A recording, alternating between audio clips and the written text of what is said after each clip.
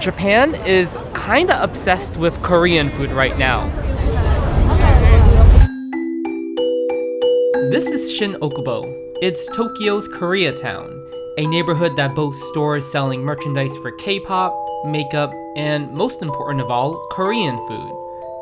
The younger generation of Japan is in love with South Korea because of its music and K-dramas. But this wasn't always the case. A few decades ago, Korean food was seen as taboo here. Japanese people who ate it would do it in secret. But looking at this neighborhood, that's obviously not the case anymore. The line for these places are so long. However, this is only one side of the Korean experience in Japan. In fact, this isn't even the original Koreatown in Tokyo. This is Higashi Ueno, a much older Koreatown, and it's quickly being forgotten in the shadow of Shin-Okubo. And with it, an important piece of history is being overlooked. Yakiniku, the popular style of Japanese barbecue, comes from the Koreans who live here, and nobody really seems to know that.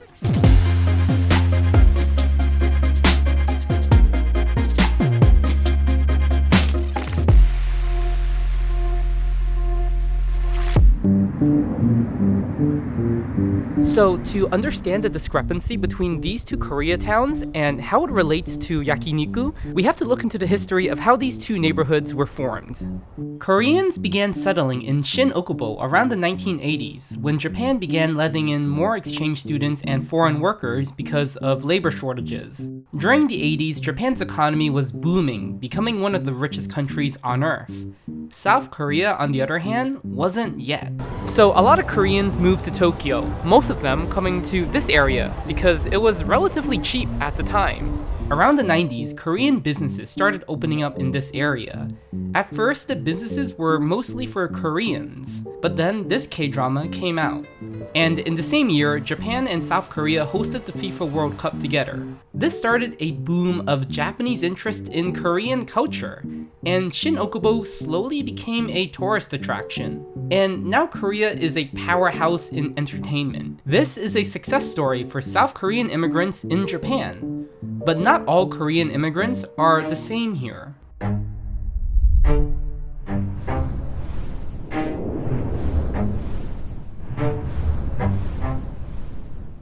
Okay, so we're in the opposite side of the city, heading to the original Koreatown in Tokyo. Also, I didn't even know that this neighborhood existed before doing research for this video. This place doesn't look like a Koreatown at all. I mean, it doesn't even look like a neighborhood that stands out from anywhere else from the rest of the city. This is Higashi Ueno. On the surface, there's nothing Korean about it, and that's a very intentional choice. Before the Korean pop culture wave, before the Korean economic miracle, before the existence of North and South Korea, there was Chosen, Japanese-occupied Korea. It was an occupation that lasted for 35 years, during which the Korean language was banned among many other terrible things. Around this time, many Koreans migrated or were forcibly taken to Japan. Even after Korea was liberated, around 640,000 Koreans decided to stay here. These Koreans who stayed are now known as Zainichi Koreans. Most of the Zainichi who chose to stay did so because after Japan left Korea, the country was split into two, a northern Korea backed by the Soviet Union and a southern one backed by the United States. Eventually, the two sides fell into a brutal war, one that is technically still ongoing to this day. The Zainichi are a notably different group from the recent South Korean immigrants, because they're technically from a different country. The Zainichi even call South Korean immigrants newcomers. South Koreans are from South Korea, a modern, wealthy, democratic country. The Zainichi, however, are from Chosen, or the Empire of Korea, a country that no longer exists, and hasn't for a really long time. These Zainichi who stayed in Japan for decades aren't Japanese citizens, by the way. Most of them are only permanent residents. Some of them have even decided to give their allegiance to North Korea under a group called the Cheongryong, while others have aligned with South Korea under a different group, Mindan. But many have chosen to stay anonymous in nationality, blending in with the Japanese among them. The history of being in Japan between these two groups are wildly different, and the food they make in this country is a very clear example of that. Okay, this is a Korean corn dog. Let's try this out. It's so big, I don't know how to look not like an idiot eating this on camera. This is super South Korean, super modern Korean. Wow, that goes in deep.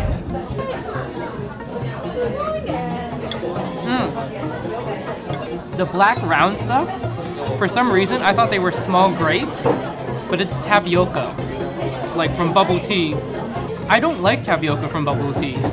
I got the Red Velvet cup because Red Velvet's the best K-pop group, so that's very sugary. That's so Korean how sugary this is. But there's a really easy way to distinguish the different foods between New Koreatown and Old Koreatown. Korean barbecue.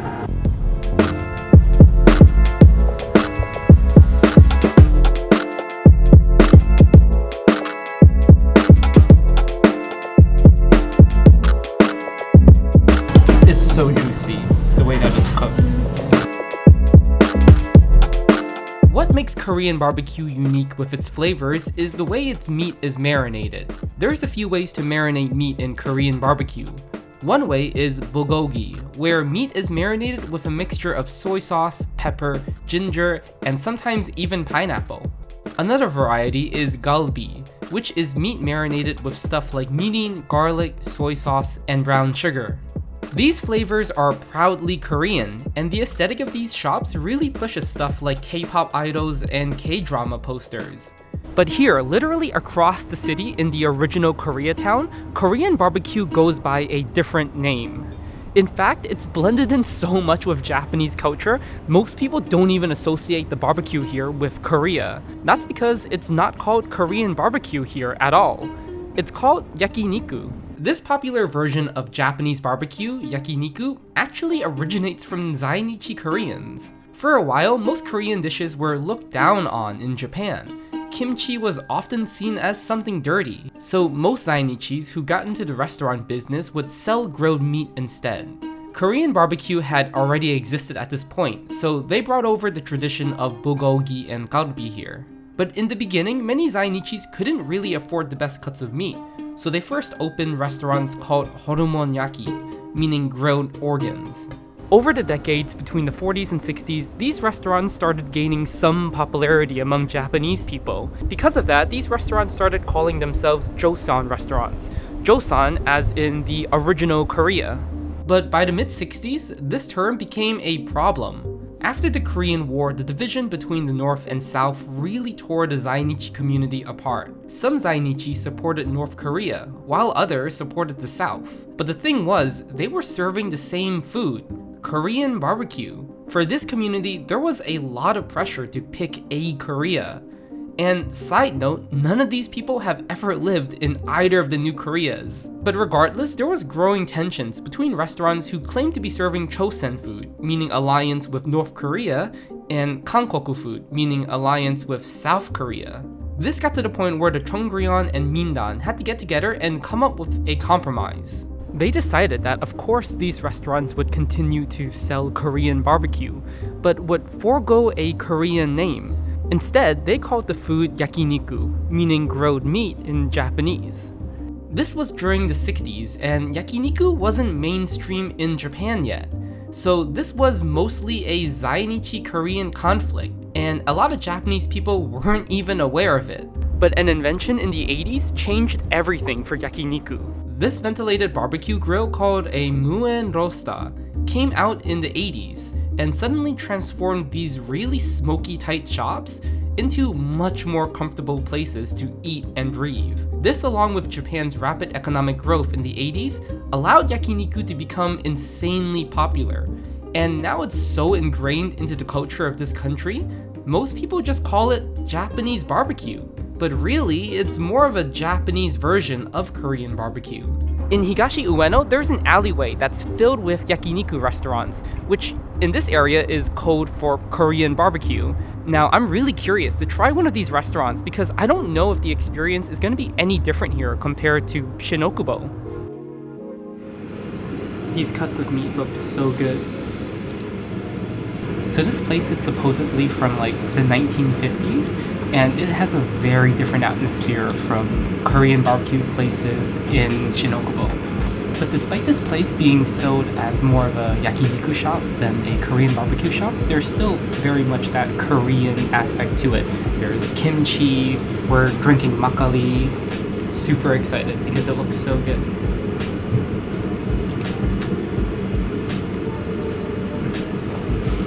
Oh my god. The tenderness of the meat and the juice that just pops out when you take a bite is so good. Just look at that juice that's coming out of the meat right now. That's so much juice simply from cooked meat. Okay, so we can't come to this place without trying horumon, which is organs. These places originally started as horumon yaki, and eventually they became yakiniku. So we got liver. Holy shit. I don't think I've ever had liver that actually melts in your mouth. At least not since, like, having Greek food. So I know that earlier in the video, I mentioned how Shin-Okubo is a success story for South Korean immigrants, and I kind of implied that this area of Zainichi Koreans isn't, but that isn't the case at all. Looking at the history of the Zainichi versus South Koreans, the Zainichi definitely have had more struggles in Japan, and with their identity in general.